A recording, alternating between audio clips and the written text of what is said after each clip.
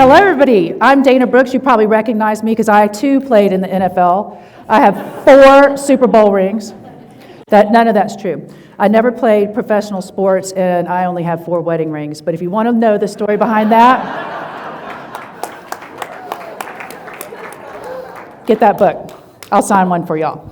Okay, so I get asked to do this presentation. Bill only met me one time, and he says, I want you to speak at this leadership conference, and I want you to speak on living an elite life. I was like, Bill thinks I'm an asshole. I looked up elite, though. Okay, let's see. It can be an adjective, superior in quality, rank, skill, etc. I accept that.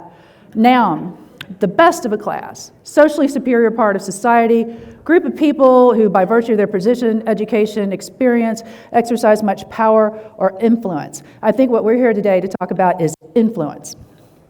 That's how you get things done. That's how you get the right people on your team.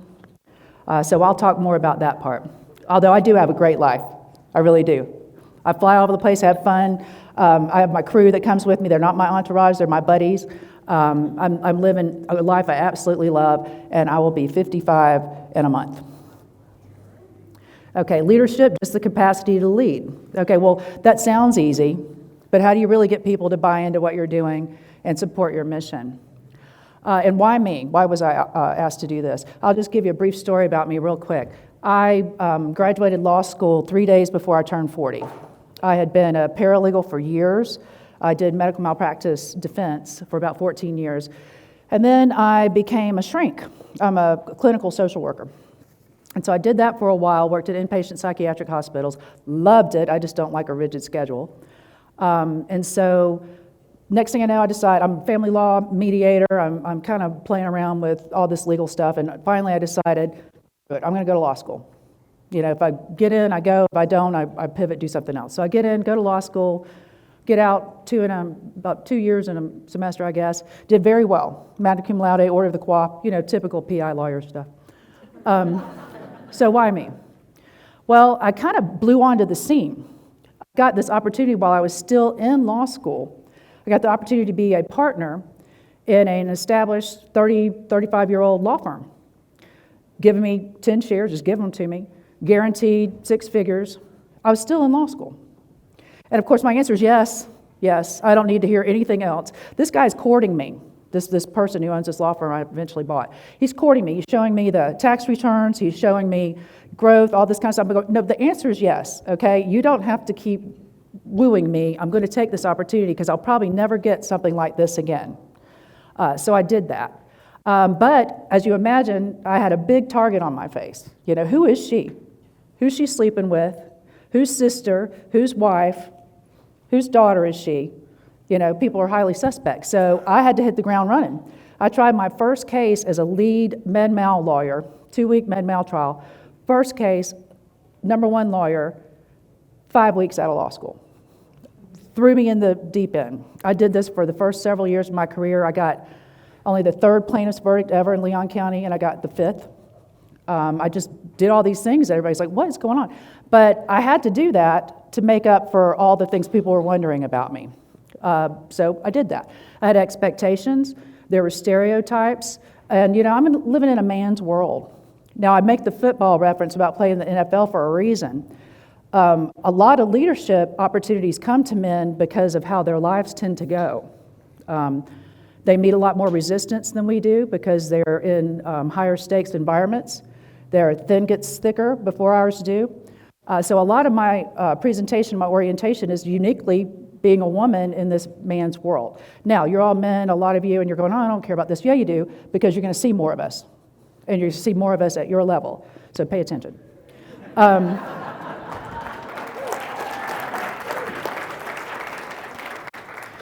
No impersonating. You'll notice I'm not coming up here dressed like a man. I identify very strongly as a feminine woman. I wear that all day long. You'll find that leadership, in my opinion, emerges from chaos. Throw them in the deep end. Make them swim. Make them sink. But somehow you're going to get a better person or they're going to be out of your lives. So I'm all about giving really incredibly large, overwhelming opportunities to people who don't seem prepared for it. They'll get prepared. It separates the wheat from the chaff. Your job mainly as a leader, in my opinion, is to instill confidence. That's what I learned in the psychiatric hospital. My main job is to make you not kill yourself, make you believe there's some reason to keep going. And at your core, I think as a leader, that's what you want to do to your staff. And why me? Somebody's got to go first. There's a lot of very competent women, but they don't feel comfortable up here making jokes in front of a bunch of strangers they don't know. So they're better. When I managed law firms, I did that for years. I would have some of the brightest women lawyers, but they would be in their offices. They like to have 8 to 5. They like to do research and writing. They didn't really want to be in the trial. They didn't really want to go first. They didn't want to do the arguing. I'm trying to get women especially to get out of that comfort zone, because that's where you'll get agitated and the cream will rise and you can rise along with it. I say somebody's got to go first. I always think of Reese Witherspoon. Are any of you following her? Do you know her at all? She is one of these women. She's younger than I am, but she's getting long in the tooth by Hollywood standards. So she's not getting those opportunities she used to. She said, the hell with that, man. The hell with that. There is some good writing out here. There's some good screenplays for women of all ages, and I'm going to go first. And I'm going to look around, and I probably got more resources than I thought I had, and I'm going to enlist them to help me. And the next thing you know, you got a lot more substantive motion pictures out there with featuring women throughout the developmental stages of their lives, and I think that enriches everybody. This is one of the things I did. One of the things I'm going to talk about is being fearless and just doing things. When somebody asks me to do something, I'd tend to say yes. The more it scares me, the more I say yes, because graded exposure is how you get over any kind of phobia. I write a column in this Tallahassee Women's magazine. It's just on whatever questions they have. It's usually family law. That's usually what most lay people want to know about. I don't care. I call a family law attorney, I get the answer, and I publish it, and I get the credit for it. See? Brilliant. Okay. Manage the brand. Whether you like it or not, you have a brand. Is it the one you want it to be? It's got to be consistent over time. If you're trying to be everything to all people, you're nothing to anyone. If you don't really know, if you're not well known in your community or something, you might want to start big. Like I went to the opening of an envelope. I would go to anything, okay? Until I started going, this is more my niche, this is more my niche. People know me, people started asking my opinions about things. I got put on community leadership positions. I got asked to be on boards. I said yes, because it elevated my status. Again, I've only been somebody for about 15 years. I was somebody's wife most of my life. And it was like, she's nice, she's kind of funny if you get to know her, but he was the big guy. He was the big, shiny guy. And so I had to kind of come out of nowhere and make an image for myself in just 15 years. Own your niche. If you do have something that's very unique about you, don't be shy about it. Be the one on that. Be the go-to on that thing. Own it. Occupy all your space. Live your brand. People have got to see you reinforcing your brand, or it's not really a brand. It's an impersonation. It's something you're trying to shuffle to somebody. I live my life pretty much online. I'm very active on social. I post things all the time, but they're the things I want you to see, like everybody else online. I'm not putting my worst days up there, but I'm putting things that do look like it's real. I'll have you see me mess up a little bit or whatever to make it look real, but I'm controlling that brand and I'm living it. Your brand needs to evolve, though. You can't be the same forever. One of the things I do, I've got a pretty big media presence. I have we had a television show I did for a while, do a television show now, and a lot of panels, that sort of thing. But one of the risks I took was I'm on a talk radio show on Tuesdays and Fridays, 30 minutes, and it's a point counterpoint. This is a right-wing talk radio show.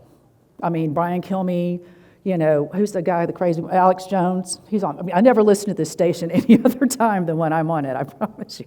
But it's right-wing people. And I'm like, I'm going to get excoriated on this. Why am I doing this? They're going to blow me up. Well, I started doing it because I'm the liberal point, and to the counterpoint of this guy's a right-winger. Oddly enough, I date him now.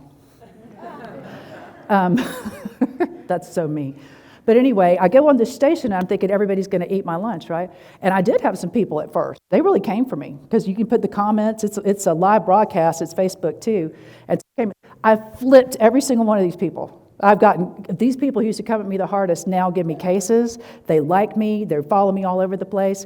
But it was a test. Let me see if I can do this and not hurt my brand. Because I'm Dana Brooks, but Fasig Brooks comes first. That's why I can't post every political comment I want to make. I got to kind of measure that. I'm a fiduciary. It's got to be genuine and authentic. Obviously, I'm very big on, well, let me tell you more about the genuine and authentic. My story, I just kind of gave it to you, but I grew up with a single mom. My dad opted out of parenting and responsibility, so left it up to my mother. And she moved me kind of to an inner city, and I went to all black schools growing up. I graduated from Booker T. Washington, not George Washington. Although when I was graduating, one of my advisors told me, don't put Booker T. There are people who will tab the corner of your resumes, and you'll never get an interview if you put that. I grew up in that world. So, and my law partner, Jimmy Fasig, he went to jail. He sold cocaine in law school. And he got an opportunity to redeem himself. Our former partners we bought the firm from, they did everything they could to called in every chip they had to help him. But he had to go to jail for 2.5 years. While he was in there, he taught himself a language, read every self-help book, and did everything he could. And he came out. He was out, I think, 5 years before he got his rights restored. We had a governor back then in Florida who would do that. And he took the bar 7 years after he graduated law school. Any lawyers in here want to do that? Hell no. And he got a pretty high score. But then he had to rebuild his life, and he had a goal to become a partner, a named partner within 5 years, and he reached that goal by the skin of his teeth, but he reached it. That's a very authentic part. We, for years, didn't tell people that. Now we lead with it. He's also written a book. He has a prison ministry. He goes around and helps people all the time realize their life isn't over because they made a mistake. He walks his talk every day. He's a very genuine person. But that's part of managing his brand, our brand. Use everything you've got. That does not mean use it the wrong way, but if you're an tall, attractive person who can command a room, use that. There's no reason for you to act like a wallflower. That just is silly. That's stupid. If you're funny, you got an athletic story, you got something unique about you, use everything you've got. Don't shy away from it. Embrace everything about yourself. I see so many people impersonating what they think a leader should be instead of embracing everything unique about themselves and using that to motivate other people. And then, of course, you've got to back it up, or it's, you're not sustainable as a leader. You've got to bring other people up as leaders under you. So that's what I mean when I say to back it up. Your website, by the way, should be your Wikipedia page. Take a lot of thought into the media that's out there about you and control that and manage it in the best way you can. I'm very big on media. It kind of gave me and Jimmy, because Jimmy has his story. You could imagine what people think about that. You got a lawyer, he's a PI lawyer, it's an ambulance chaser who just got out of jail. Yeah, I want him. No one said that. And then I kind of gave the legitimacy to it because I kind of did things the right way and got good grades and stuff. But we had to build up our platform. We had to build up people's trust in us because we're in the most competitive area of the law. We did this. One of the things we did right out of the box up here on the right, this is a show we did called Law Call. And this is a live television show that went on at 11:30 at night on a Sunday. After you've been having fun all weekend, you can imagine how great it is to get dressed and go in at 11:30 at night and answer legal questions. Those were all comers, and there was no kill switch. So I don't know how y'all felt like 10 minutes out of law school, but I didn't really think I knew everything. But I knew I just took a really hard test about a lot of areas of law. So I figured, bring it. I probably got something to say. I probably have something I could say that makes me sound somewhat intelligent. I can direct you to the right people who know more, and I can give you information instead of advice. I know the difference between that, so I thought it'd be cool with the bar. So we did that right off the bat. But that helped elevate my status and Jimmy's status when we really needed it. That's what we're doing now. This is a show we're doing now called Come Back Stronger. And these are all on, these are not cable shows or anything. These are on ABC, CBS, NBC kind of affiliates on broadcast. This is one, that was a legal call-in show. This one now, we just promote other people. We just bring on other people's stories about how they've overcome significant adversity, gone on to change their lives, help other people, and come back stronger. This is the radio station thing that I do. I get myself out there, I piggyback onto their media and their promotion, and the next thing you know, I look like I'm bigger than life. You got a lot more resources out there to get you where you want to be. You just got to think about them and corral them. People want to help you, believe it or not. This is a podcast that I do weekly. It's called the Empower Hour, and it plays off my book, which is called Functional Feminism: An Apolitical Guide to Women's Empowerment. I was bored during COVID. I wanted something to do. I've got all these really good-looking female law partners who are very smart, and I know all these wonderful people from all the groups that I'm in. So I had all these leaders. I mean, most of them are women, but I had some male leaders on it. Next thing you know, people are like, can I get on your show? People running for office, can I get on the show? It just elevates your status for something so easy and inexpensive you're doing. Come Back Stronger, that's on the YouTube channels, and that gets picked up all over the country sometimes. These are our advertising things. And when your face is on 22 buses, it makes you a better person. You do not cut people out in traffic. You do not bring 11 items into the speedy checkout lane. Because somebody's snapping your picture. We will go out, my girlfriends are here, they'll tell you about it. We will be out and she'll go, look over in that corner. She goes, somebody's videotaping you. This happens to me all of the time. Okay, you just get used to living your life like that. Like if I'm not in my house, I figure I need to act right. And the more you act right, the better person you are. It really makes you a better person whenever you know you're gonna, everybody's waiting for you to do a face plant. But yeah, see, I told you I got really good looking law partners. Use everything you've got. That's my book. And I just wrote this, just some ideas that I had. It actually was #1 in self-help for about a week. Just pat myself on the back. It's just basically rebranding that term, and I make it functional feminism. It's just my spin on feminism. I have an entire chapter for men to try to help them to embrace it too. But put it in writing. Once you put something in writing, you are stuck with it. I have people quote me my own book. I'm like, who said that? They're like, you did, page 22. I'm like, oh, brilliant. Okay, this is my kind of basic everything, is read the room. Sell what people are buying, not what you want them to have. You're going to have to use a different approach to this guy than you used to, probably. But we're trial lawyers, a lot of us. That's what you're supposed to do. You don't get the same jury every time.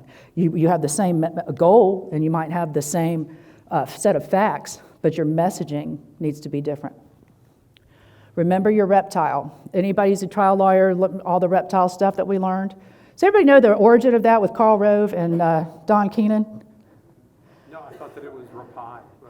The French scientist rapaille. Hearing Don Keenan say it, one of those men who is not struggling with ego, he said that it was because he's at his beach house, he gets a knock on the door, he's out smoking a cigar, and he said, who the hell's calling me? Who's coming to my house, whatever. And it's Karl Rove. He goes, hey, I'm your neighbor, we're going to be best friends. Aren't you one of those bleeding heart trial lawyers? I'm not. And we're going to be best friends. So they get to talking, and Karl Rove just explains to him, he goes, you know what's wrong with you guys? You think people care about other people. People only care about themselves. They all have that brainstem emotional level. If it doesn't happen to me, or it's not about to happen to me or somebody I care about, I don't care about it at all. It's why you hear Black Lives Matter. Of course lives matter. What they're saying is they should matter. Just because what's going on with them doesn't happen to you doesn't mean it doesn't matter. And that's how most people are. If it ain't happened to me, it doesn't matter. Remember that. It's very cynical. I hate it, but that really is a lot of the way people go through life. So whenever I'm trying to persuade someone, I try to find out what's important to them. I try to know who they are. I try to sell them what they want to buy, not what I want them to have. An example of that is I'm real big on restoring felons' rights for obvious reasons.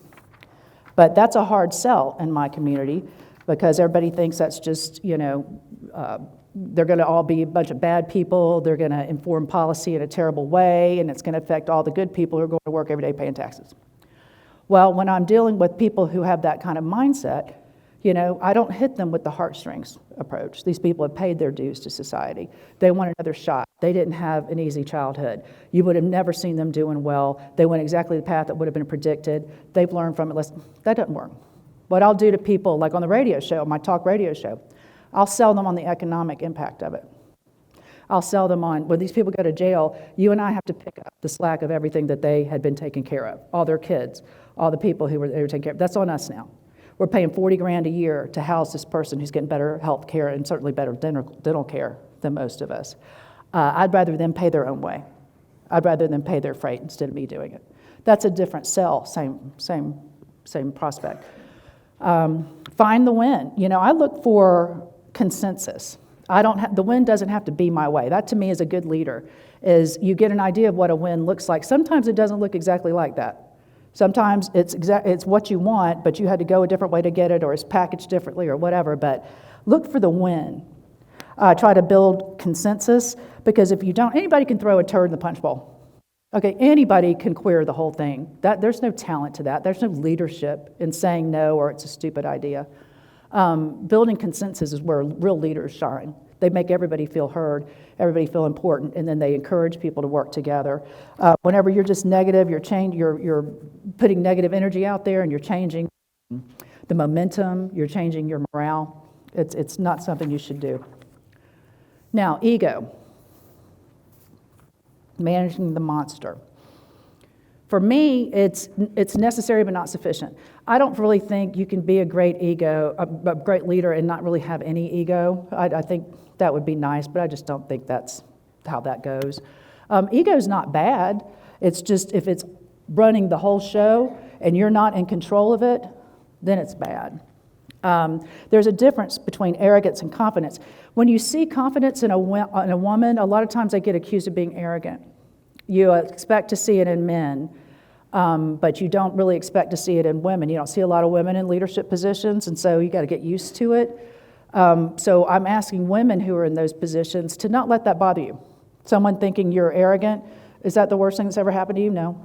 Let that go. They'll learn the difference between arrogance and confidence by spending more time around you and seeing the way you manage people. So women are so afraid of someone calling them egotistical or something.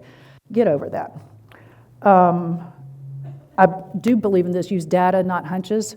People with egos tend to think they know everything, and they think, if I don't like it, nobody's going to like it.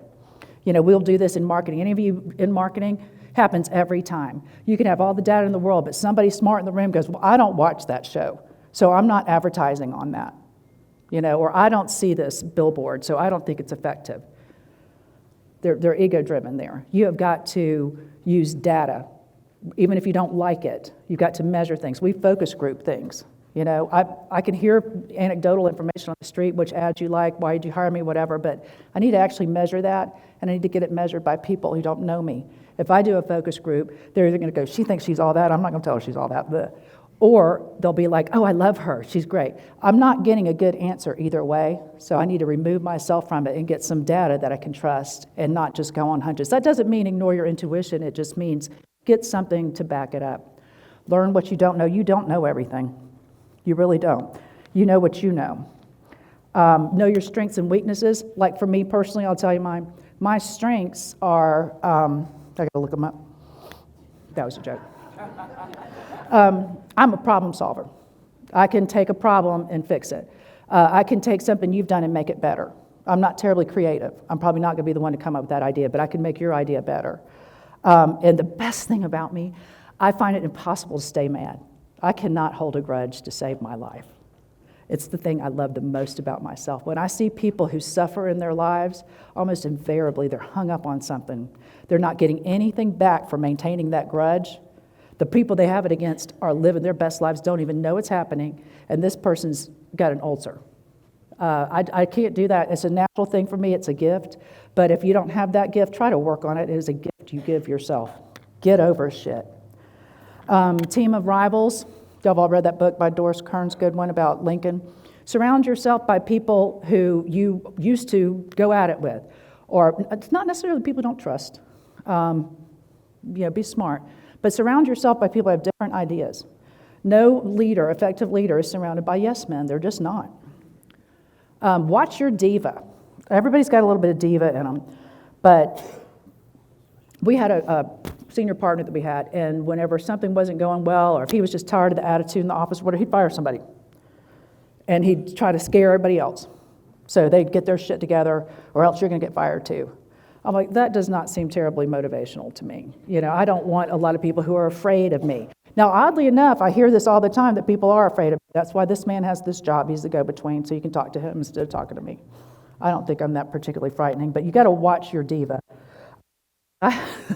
When I was a farm administrator, there was this lawyer there, quite full of himself. We had to get a new phone system. And of course, his phone is the only one in the whole office that's not working. So he calls me in there. A great fanfare, just a huge, bring me in on the carpet. Dana, my phone, to me, is like Mick Jagger's microphone is to him. And I remember I said, that's ridiculous. I've got a lot of shit going on. I don't have time for this. Go to the conference room with your shit and don't bother me that's ridiculous. So I walk around. That wasn't what he was looking for, but it's exactly what we needed at the time. Okay, I don't have time for you're not Mick Jagger. You're a lawyer who bills by the hour. You need a telephone. You got one in your pocket. You got one in the conference room. I'm not indulging this. You're a child. I lasted there a year. And then I went to law school, and I remember exactly telling him, I said, I think I could do your job. So anyway, discipline. Discipline is important, but discipline is not punishment. You get the difference between that? And when I was a social worker, I had to teach mandatory parenting classes, and one of the things we told them was you have to have your 3 R's. Discipline needs to be recent. Don't punish somebody tomorrow for something they did today. It needs to be relevant, okay? If your kid colored all over the wall, don't beat their butt for it. That's not relevant. Make them clean it up. That's relevant, okay? And it needs to be respectful. You shouldn't be punishing and putting somebody down and making them feel like a total loser from this. You're trying to get a correction. You're trying to get better behavior out of them. You're not trying to turn them into a beaten animal. I think discipline needs to be direct. It needs to be firm. It needs to be respectful. I was in, am I good on time? I was in New England years and years ago, and I saw this ad for a legal secretary that this lawyer put out. And he says, must type like the wind and have skin as thick as a rhinoceros. And I thought that is the only job that's the only thing that ever needs to be advertised for any job ever in a legal firm. I thought that was brilliant. But if you think about it, it's easy for you if you've had a lot of exposure to things not going well for you. You tend to not fall down into mush and cry and have a meltdown. You just get over it. Well, that's a big difference in men and women. Men are used to it. They take more risk. You ever see a guy with this hot woman and she's smart, she's got everything going on, you go, how did that happen? How did he get her? Because he's a guy. And guys learn that you take those shots. You shoot outside of your coverage because you know what? Sometimes you get it. Sometimes they say yes. Women need to learn that. Women won't take the shots they should get easily. They won't take the easy ones. They're damn sure not going to do, one down the length of the court. We should do more of that. Men are where they are, but because, in my view, because of how the world tends to go for them. You have a lot of opportunities to compete. You have a lot of opportunities to lose. You have a lot of opportunities to get up and try again. Women, not so much. That's just not a natural part of it. But I want people to try to do that. Manage your insecurities. I don't care how confident you are, somebody can get under your skin. I've had this happen a couple of times where I would be, I remember I was coming out of a mediation and I didn't settle the case. And the defense attorney thought I was being recalcitrant, difficult, whatever. So he shoots off this email. Well, it includes me in it. It's going to all his team people. And I read the first line. It says, I'm really starting to not like her. I'm like, first of all, that's not true. No one doesn't like me. So first of all, you're wrong. No. So anyway, I saw it and I thought, this doesn't belong to you. Stop reading it. People don't believe me when I tell them that. I really did not read that because I had the discipline to know I would be eavesdropping on this man's thought process, not on his best day when he's venting. And I ran a very dangerous chance of internalizing that. What if I'd read that? What if I accepted some of that stuff he was going to say or did say about me as true? That could have changed the way I thought about myself forever. That could have changed the confidence I have going up against people. I could have been worried that every time I thwart somebody on a case, they're going to talk about me behind their back. Assume that they do. and understand that's none of your business, and you're not enriched by knowing that. I can't think of any good that would have come from me doing that. Now, this guy, he really is a Southern gentleman. He's a Georgia lawyer. And he called me, and he's like, Dana, I just sent you an email. Don't read it. And I said, I already opened it. I saw the first line. I didn't read anymore. He goes, oh, thank God. And he's like, I really appreciate that. I really, really appreciate it. Click. Next thing I know, he's texting me, Dana, I just cannot tell you what a stand-up thing that was for you to not read that email this morning. I said, I am this close to pulling that sucker up and reading it. If you don't stop blowing up my phone, I'm going to read this thing. But I didn't. But you know why? Because I had to control what I let affect my mood. You know, you can get in a funk just because somebody else has a feeling about you. That's not rational, but we do it every day. Limp home. Does anybody here drive an English car? Anybody have any English cars? Really? I have a lot of them. That's always been one of my things. I like English cars. But they have this thing that happens, like in most cars, it has a check engine light. In an English car, it says to limp home. Limp home, I'm thinking, just barely getting in the garage. But I love that image because it reminds me that sometimes you just get your ass beat. Limp your ass home. Put on some Netflix, something mindless. Get your girls over, have some champagne, limp home. Lick your wounds. Feel bad about how the world's treating you. Feel sorry for yourself. Just don't unpack and live there, okay? Whatever happened, try to learn the lesson from it and get up and go on. But it's okay to limp home. Don't worry about that. Be decisive.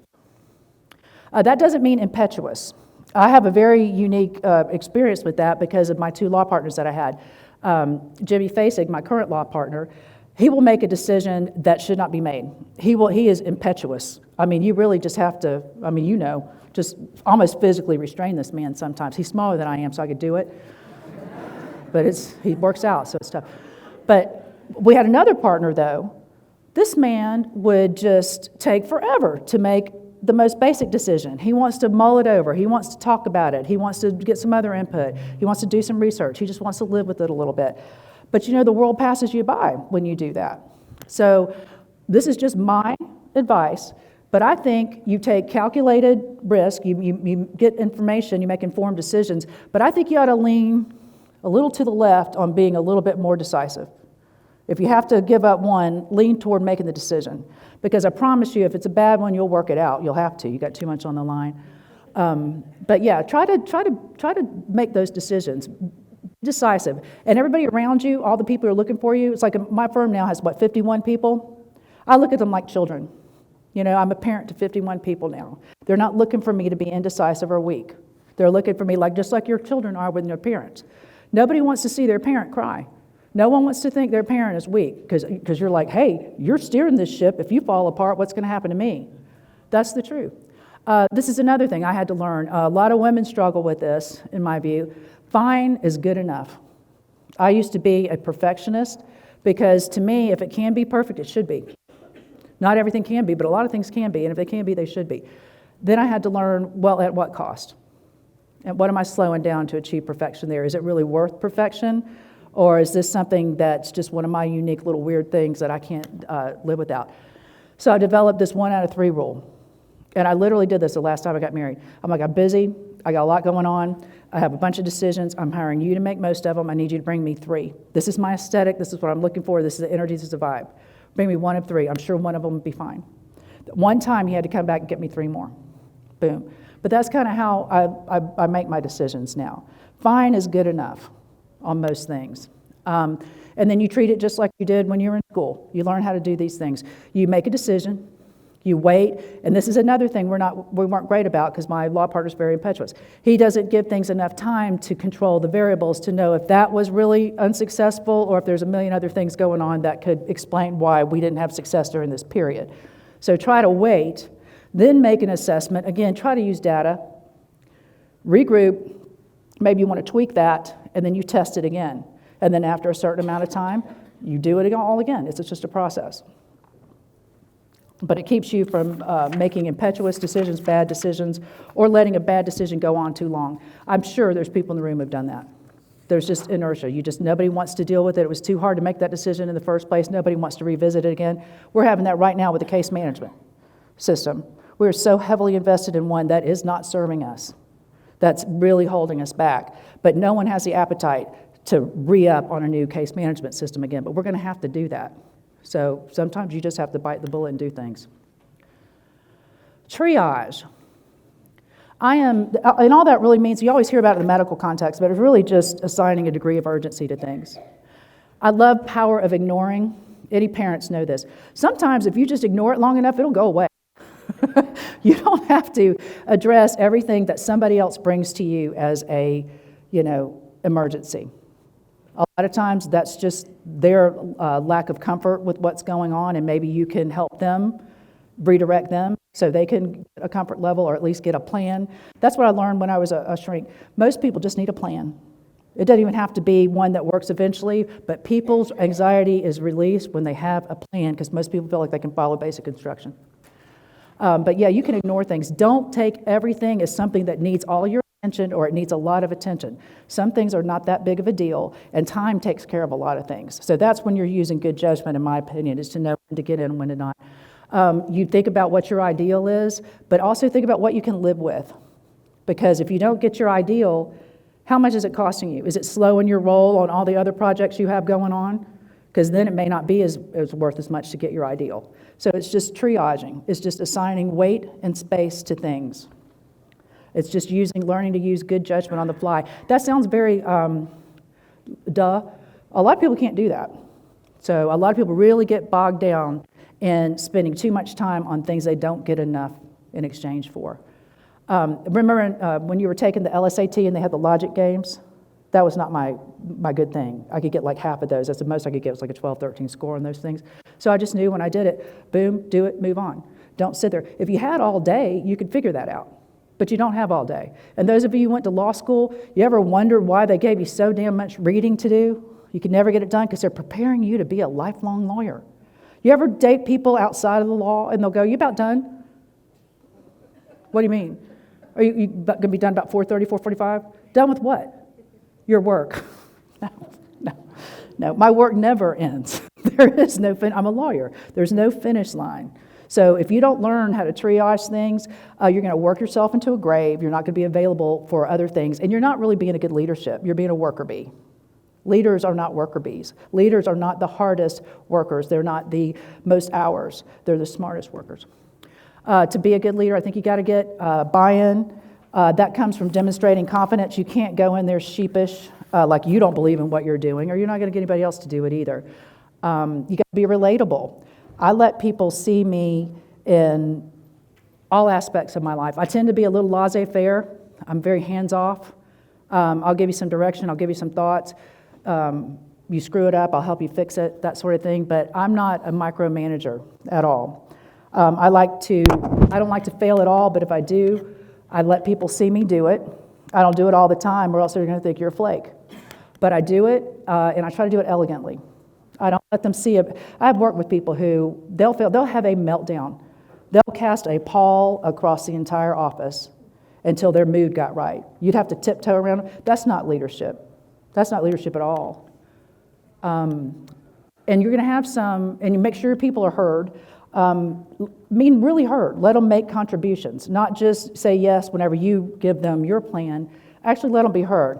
I think the easiest way to do that is to have committees or smaller groups of them, because no one's going to speak up in a room of 50 people at a staff meeting. But if you say, I want 5 people on a task force to do yada yada, then they'll go get input from people and people will feel heard. So however you have to do it, do that. You're going to have growing pains, but to me, a leader builds up leaders. Leaders are not sustainable. They're people. There's one of me, and I'm not getting younger. So I need to make sure if my business is going to be successful, I've got to have leaders coming up underneath me. So most of what I feel like I need to do is make sure I get the right people in the right places. But you're going to have growing pains. There's going to be people who go, wait, she's really emerging. She used to be my peer, but now she's emerging as a leader. I don't like her. Who the hell is she? I don't want her to be successful. That's a lot of what you have to manage, but remember what you're trying to do is not be the one person and the firm ends with you or the business ends with you. You've got to grow your firm. You don't have to necessarily get bigger or expand, But unless you want it to end with you, you've got to have somebody coming up underneath you, and that's all there is to it. And you got to be open to the idea that they may have different ideas for your firm than you do. My law partner and I have very different ideas for our firm than the two people who had it for 35 years. It's an entirely different beast. You wouldn't recognize it. And they had a lot of growing pains when they sold those shares, because even when they sold them, they still thought it's still my law firm. It's not. That was a real difficult thing for me, and it was a real difficult breakup. And it's 5 years of hell that I went through over that, but we finally made up, we moved on. But just know, when you're growing business or you're growing leaders, you're going to get a lot of genuine pushback. Genuinely embrace diversity. In my firm, I've got a lot of African-American people who work with us. We just had a HBCU homecoming, FAMU's homecoming. That changes the entire energy of our town, our entire town. And so while this was going on, I have some people who are alum, and they would wear their orange and green and stuff like that. But then one of them shared with us why it's so important to them. And she said, when you're a black person and you go to an HBCU, it's a one time in your life you are surrounded by everybody who looks like you and is from a shared experience with you. And you are not just tolerated, you are not a token, you are not somebody to put up with. You are embraced, and you don't have to pretend to be somebody you're not. You don't have to wear this uniform or whatever. That's why they go so hard for their homecoming, because it's the most important part of their lives where they didn't have to fit into a dominant culture that didn't respect them or appreciate them. I'd never considered that. Makes sense, but I always thought, well, you just go to college, you make good friends, and that's when you're first out of your house, and you're drinking all the time, and you're trying to not get caught but still get good grades. Yeah, they have all that too, but there's this whole other layer that in my white privilege had never occurred to me. So you can learn a lot from people, and you can learn how to motivate them if you really listen to them and try to understand them instead of just work off what you think your assumptions are about it. I also like the idea of in-firm mentoring, having some people who take responsibility for their people. What would be better than having coworkers responsible for coworkers' success? That's a good thing. Then it's not all on you. So I think I'm wrapping up here. Delegate. Delegation is not just top-down anymore, in my view. It's more like a wheel of input. I had to learn this. I had to learn to suffer fools. To make leaders, you got to understand they didn't come out of the box like that. You're going to have to craft them. You're going to have to give them skills and help them develop into the kind of leader they're supposed to be that best utilizes all of the things that they have.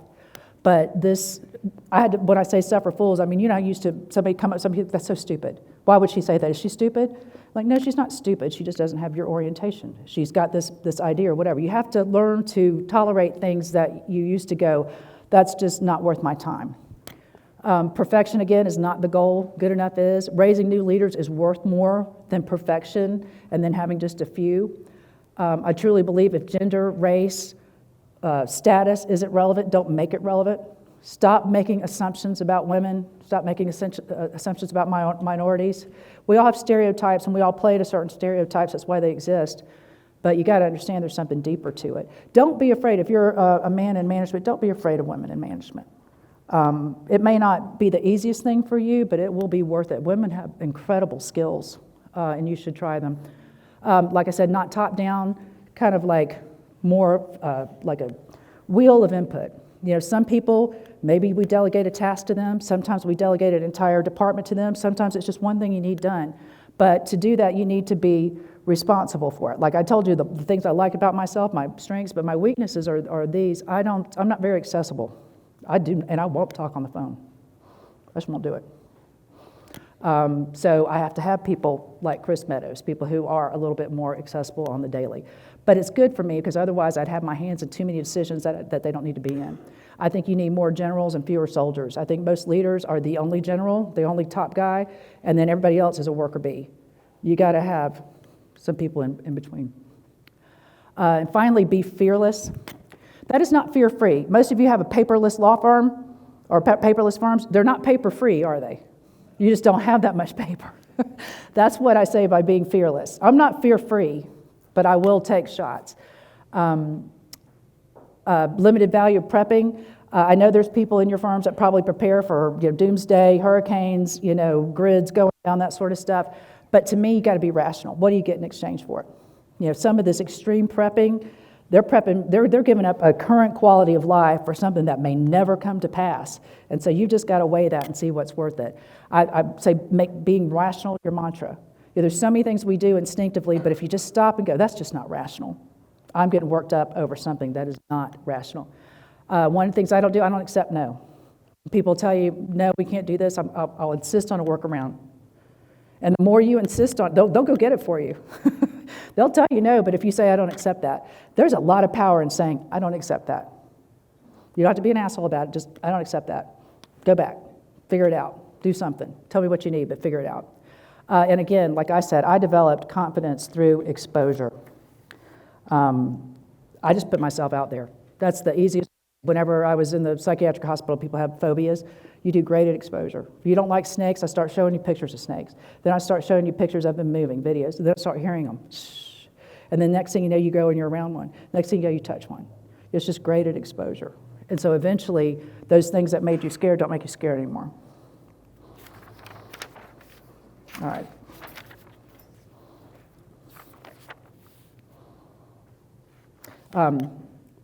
I'll just go back real quick. I did this one time before. I had to speak. I was my first year law school. I had to speak at a legislative hearing, and I went up there. I'm in a dress because I usually am, and my legs started shaking. I couldn't do it. I'm sitting there going, I don't have any control over this, and I was just. I mean, they were just. It was terrible. I didn't know what to do, and I thought to myself, I'm never doing this again. No matter what happens, I will never, ever do this again. But I did. I went to trial college in front of all these people. I'd much rather be in front of a real jury than my peers. That's the one that makes me nervous. I can't stay to get their feedback. But yeah, I don't care. And everybody else would go, what's she doing? And it was horribly embarrassing. I didn't like it, and I could not stop it no matter what. But it doesn't happen anymore. But a lot of people would let that very bad experience in front of those people keep them from ever trying again. Don't do that.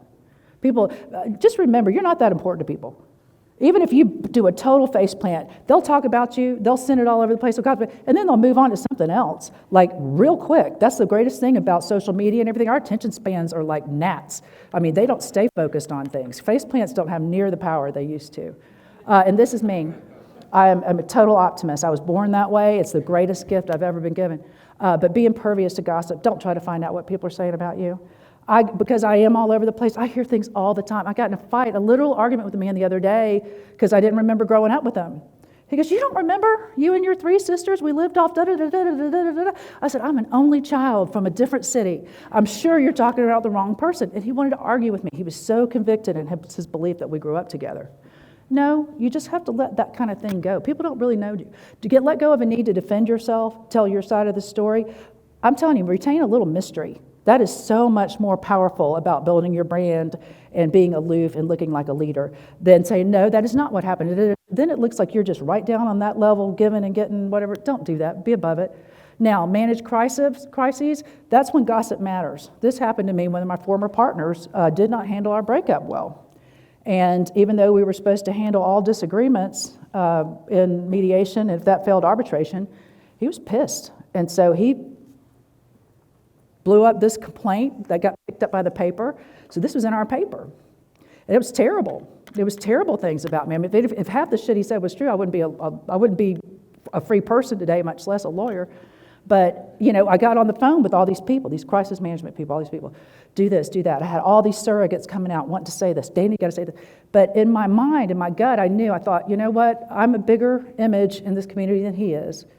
And if I respond, I breathe actual energy and air into this. I can make this nuisance a real problem for myself on how I handle it. And so I did it. And that ended up being the best decision I ever made. But my God, it took discipline. Whenever somebody comes for you and it's lies and it's public and it can ruin your livelihood and everything, it's all you can do to fight. But sometimes you don't do that. Sometimes you live to fight another day and let that sort of just gossipy thing just look like gossip, treat it like gossip. But you can make something like that very legitimate if you don't have really good, just rock solid self-esteem, really. And then the last thing, just remember, whatever you've been through, you got through it. I mean, that's just at the end of the day. However bad it was, you are here. So that to me is kind of the short, dirty way to become a leader, Dana Brooks style. So Anybody have any questions? I'd love to have them. If you want to get a book, I'd be glad to sign them. But I really appreciate your attention today. You've been a great audience. So hope I gave you something worth listening to.